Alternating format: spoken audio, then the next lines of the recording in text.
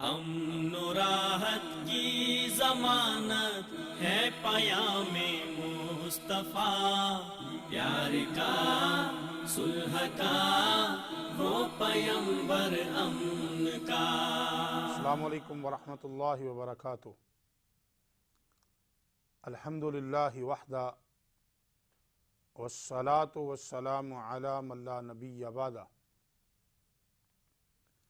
اما بعد فاعوذ باللہ السمیع العلیم من الشیطان الرجیم من ہمزہ ونفخہ ونفثہ۔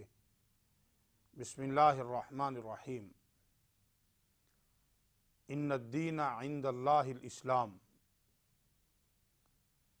اللہ کے ہاں پسندیدہ ترین دین اسلام ہے۔ اسلام جہاں پر امن، سکون، آرام، شائستگی، شگفتگی کا دین ہے، وہاں اس پر عمل سے معاشرے کو وہ سکون ملتا ہے کہ معاشرہ ایک مثالی معاشرہ بن جاتا ہے۔ پیغمبر امن جناب محمد الرسول اللہ صلی اللہ علیہ وآلہ وسلم کے عنوان سے سلسلہ دروس جاری ہے۔ آج ہم اس عنوان پہ گفتگو کریں گے کہ امن پسندی حدیث رسول اللہ صلی اللہ علیہ وسلم کے فرامین کے آئینہ میں، بلکہ اس مضمون کو اور بھی زیادہ وسیع کرتے ہوئے امن پسندی قرآن و حدیث کی روشنی میں۔ قرآن کریم نے ہر وہ حکم دے دیا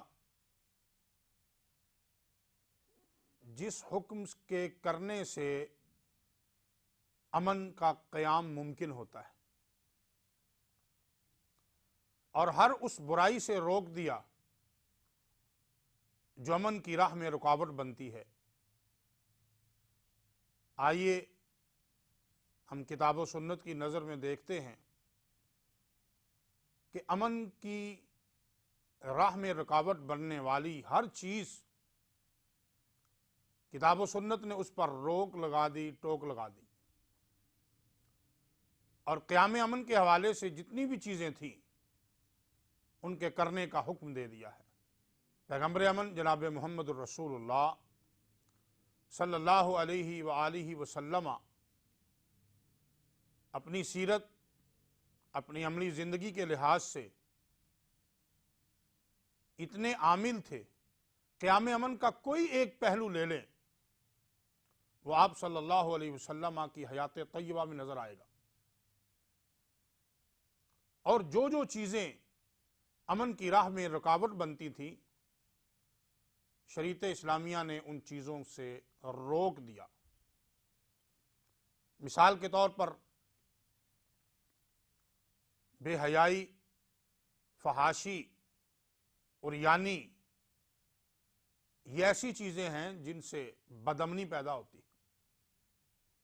بے حیائی آنکھوں کی ہو، بے حیائی اشارات کی ہو، بے حیائی وہ کنایات کی ہو، الغرض ہر طرح کی بے حیائی، عریانی یا فحاشی کیسی تیسی بھی ہو، شریعت اسلامیہ نے اس سے روک اس انداز میں دیا کہ اس کے بالمقابل ایک ایسی چیز لا کھڑی کی جو ان کاموں سے روکتی تھی، یعنی نماز۔ قرآن کریم نے ارشاد فرمایا ان الصلاۃ تنہا عن الفحشاء والمنکر، نمازی آدمی فحاشی کے، برائی کے، معصیت کے کام نہیں کرے گا۔ گویا بد امنی کی یہ راہ، فحاشی اور عریانی منکرات، شریعت اسلامیہ نے نماز کے ذریعے اس کو بند کر دیا۔ اسی طرح مال و دولت جب بہت زیادہ آ جائے، مال و دولت کی فراوانی وہ لوگوں میں بد امنی کا باعث بنتی ہے۔ جب مال آتا ہے تو لوگ مال کے ذم میں برائیوں پہ اتر آتے ہیں، غلط کام شروع ہو جاتے ہیں۔ شریعت اسلامیہ نے حکم دے دیا، خذ من اموالہم صدقہ۔ اے ہمارے نبی جناب محمد الرسول اللہ صلی اللہ علیہ وآلہ وسلم، آپ ان کے اموال سے صدقہ لیجئے، زکوٰۃ لیجئے، تطہرہم وتزکیہم بہا، جن کے ذریعے آپ ان کو پاک کرتے ہیں، ان کا تزکیہ نفس کرتے ہیں۔ گویا مال کی فراوانی نے جہاں پر امن کی راہ میں رکاوٹیں ڈالنی تھیں، شریعت اسلامیہ نے زکوٰۃ کو فرض کر کے قیام امن کے لیے راہیں ہموار کر دی۔ انسانی خواہشات جب حد سے بڑھتی ہیں تو وہ گناہ پر آمادہ ہوتی ہیں۔ انسان میں اللہ تعالیٰ نے قوت گویائی، قوت باصرہ اور قوت عاملہ رکھی ہیں، اسی طرح چیزوں کی محبت کا جذبہ بھی اللہ تعالیٰ نے رکھا ہے۔ نفسانی خواہشات انسانی دنیا میں موجود ہیں، لیکن جب یہ حد سے بڑھ جائیں تو امن و امان کو تباہ و برباد کر دیتی ہے۔ شریعت اسلامیہ نے نفسانی خواہشات کو کنٹرول کرنے کے لیے ایک ایسا اکسیر بتا دیا۔ رسول اللہ صلی اللہ علیہ وسلم نے فرمایا، یا معشر الشباب من استطاع منکم الباءۃ فلیتزوج ومن لم یستطع فعلیہ بالصوم فإنہ لہ وجاء۔ اے گروہ نوجواناں، جو تم میں سے اتنی قوت طاقت رکھتا ہے کہ وہ شادی کرے، اس پر لازم ہے کہ وہ شادی کرے، اور جو اس کے وسائل نہیں رکھتا، جو اس کی قوت نہیں رکھتا، فعلیہ بالصوم، وہ روزہ رکھے، فإنہ لہ وجاء، چونکہ روزہ رکھنا اس کے لیے ڈھال بن جائے گا، برائیوں سے، بیماریوں سے، مصیبتوں سے۔ گویا کہ نفسانی خواہشات جہاں پر قیام امن کی راہ میں رکاوٹ تھیں، روزے جیسی عظیم چیز نے اس رکاوٹ کو ختم کر کے قیام امن کی راہ ہموار کر دی۔ یہ رسول اللہ صلی اللہ علیہ وسلم کا کیسا اعجاز ہے کہ ایسے اعمال خود بھی کیے اور ان کی دعوت بھی دی جن کی وجہ سے معاشرے میں امن قائم ہوتا۔ جو بندہ روزہ رکھ لیتا ہے، اس کا مطلب ہے اس نے اپنے آپ کو برائیوں سے بچا لیا۔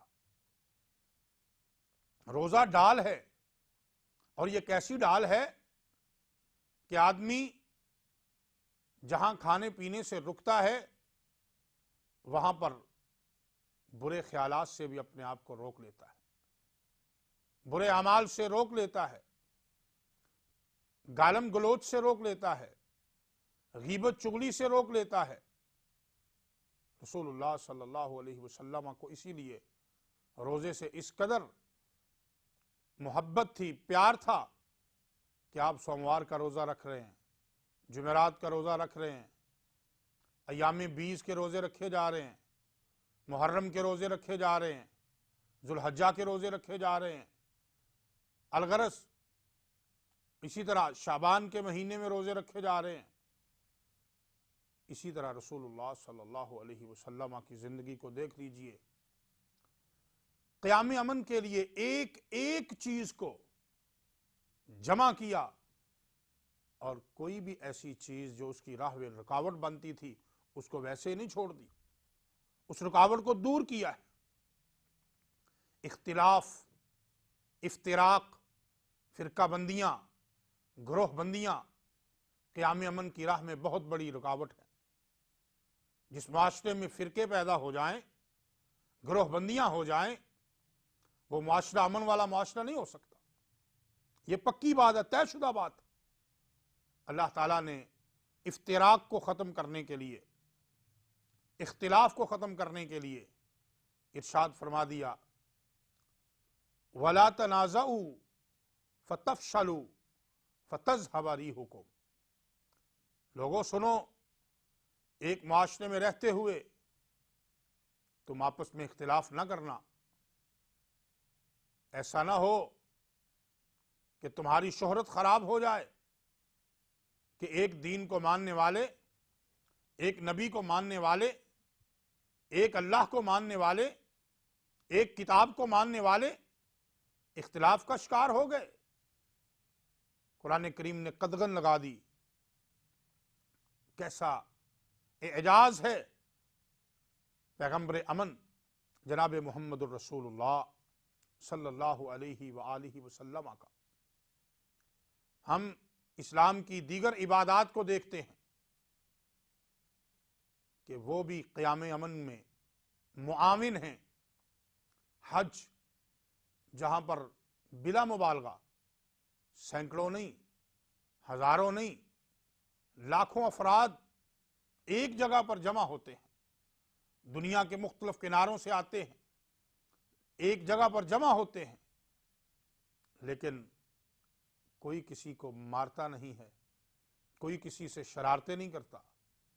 کالے بھی ہیں اور وہاں پر سفید بھی ہیں، ایرانی بھی ہیں تورانی بھی ہیں، وہاں پر گورے، کالے، اسود، احمر سارے موجود ہیں، لیکن کسی کو کسی پر فضیلت حاصل نہیں ہے۔ ایک ہی صف میں کھڑے ہو گئے محمود و ایاز، نہ کوئی بندہ رہا اور نہ کوئی بندہ نواز، سارے ایک صف میں کھڑے ہیں اور ایک ہی صدا بلند کر رہے ہیں، لبیک اللہم لبیک لا شریک لک لبیک ان الحمد والنعمت۔ اللہ تیری ہی تعریفیں ہیں، تیری ہی حمدیں ہیں، تیری ہی ثنائیں ہیں۔ ان الحمد والنعمت والملک لک لا شریک لک لبیک اللہم لبیک۔ اب یہ حج جیسی عظیم عبادت قیام امن کے حوالے سے قرآن کریم کو دیکھیے، فرمایا الحج اشہر معلومات، حج کے چند مہینے ہیں، فمن فرض فیہن الحج فلا رفث ولا فسوق ولا جدال فی الحج۔ حج کرنے والوں کے لیے شریعت اسلامیہ نے واضح کر دیا کہ جو بھی اپنے آپ پر حج لاگو کر لے، فمن فرض فیہن الحج فلا رفث ولا فسوق ولا جدال فی الحج۔ اس نے حج میں نہ ہی لڑائی جھگڑا کرنا ہے، نہ ہی شور و شغب کرنا ہے، نہ ہی خواہشات انسانی کو بروئے کار لاتے ہوئے برائی پہ آمادہ ہونا ہے، بلکہ حج میں امن ہے، سلامتی ہے، سکون ہے، چین ہے۔ ناظرین کرام، آپ دیکھ سکتے ہیں کہ ہماری شریعت جس کا نام اسلام ہے، اس کی ہر عبادت امن کا سبق دے رہی ہے۔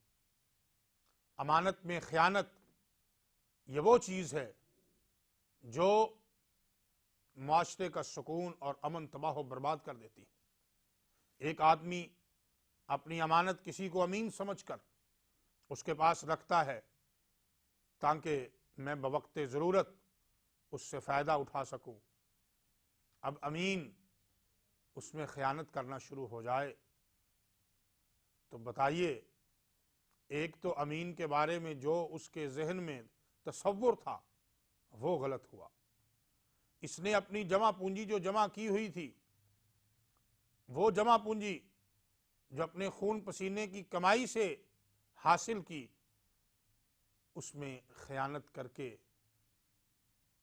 اس آدمی کا اعتقاد خراب کر دیا۔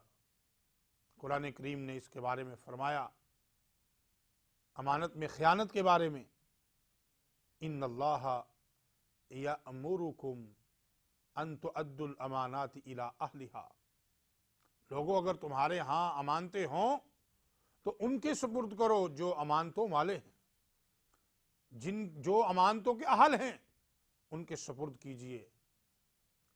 عدل و انصاف قیام امن میں وہ حیثیت رکھتا ہے کہ اگر عدل نہ ہو، انصاف نہ ہو، معاشرے میں امن قائم نہیں ہو سکتا۔ وہ معاشرے جن میں قیام امن ہوتا ہے ان معاشروں کا لازمی جزو عدل و انصاف ہے۔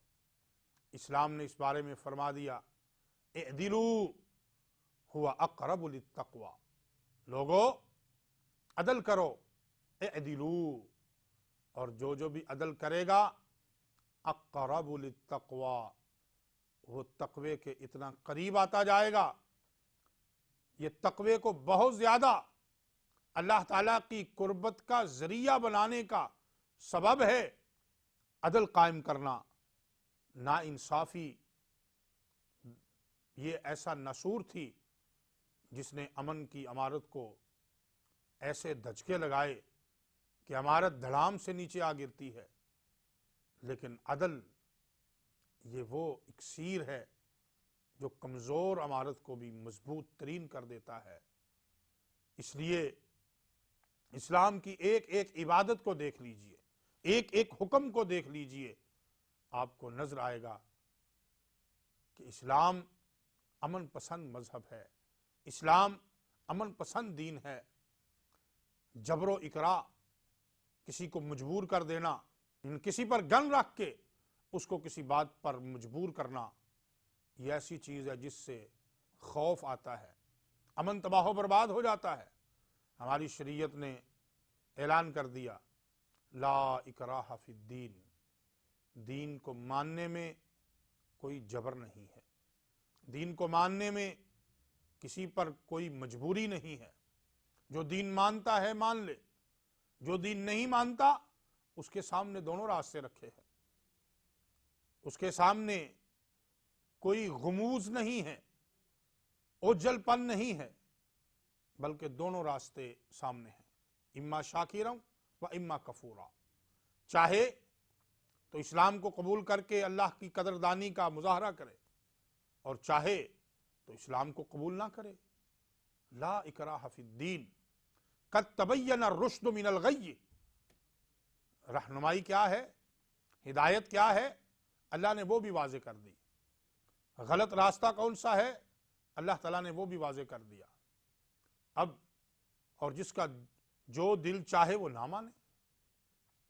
بہرحال قرآن کریم میں امن پسندی، احادیث میں امن پسندی کا عالم یہ ہے کہ ایک ایک حکم لیتے جائیے۔ آج معاشرے میں قتل و غارت، اس کی وجہ سے، ایک قتل کی وجہ سے دوسرا قتل، دوسرے کی وجہ سے تیسرا قتل، اور تیسرے کی وجہ سے برادریوں میں قتل و غارت کا وہ سلسلہ چلتا ہے کہ الامان والحفیظ۔ اللہ تعالیٰ نے اپنی مقدس کتاب قرآن کریم میں ارشاد فرمایا من اجل ذالک کتبنا، ہم نے اسی لیے بنو اسرائیل پر بھی یہ چیز لکھ دی تھی، کیا کہ من قتل نفسا بغیر نفس، جو ایک جان کو ناحق قتل کرتا ہے زمین میں فساد مچانے کے لیے، فَكَأَنَّمَا قَتَلَ النَّاسَ جَمِيعًا، ایسے ہے جیسے اس نے پوری انسانیت کو قتل کر دیا ہے۔ وَمَنْ أَحْيَاهَا، اور جس نے ایک جان بچائی، ایک جان کی زندگی کا باعث بنا، فَكَأَنَّمَا أَحْيَا النَّاسَ جَمِيعًا، گویا کہ اس نے پوری انسانیت کو بچا لیا ہے، پوری انسانیت کو اس نے حیات دے دی ہے۔ یہ اعجاز اسلام کو ہے، یہ میزہ اسلام کا ہے کہ اسلام امن کا، چین کا، سکون کا، شیفتگی اور شفتگی کا درس دے رہا ہے۔ لوگوں میں پیسے آنے کی وجہ سے، مال و دولت کی فراوانی کی وجہ سے، علم و فضل آ جانے کی وجہ سے، منصب جاہ و جلال آ جانے کی وجہ سے اور بعض غیر معمولی خصوصیات آ جانے کی وجہ سے کبر، غرور، گھمنڈ یہ پیدا ہو جاتا ہے، اور یہ کبر، غرور، گھمنڈ اور نخوت پھر معاشرے کا امن تباہ و برباد کر کے رکھ دیتی ہے۔ ہماری شریعت نے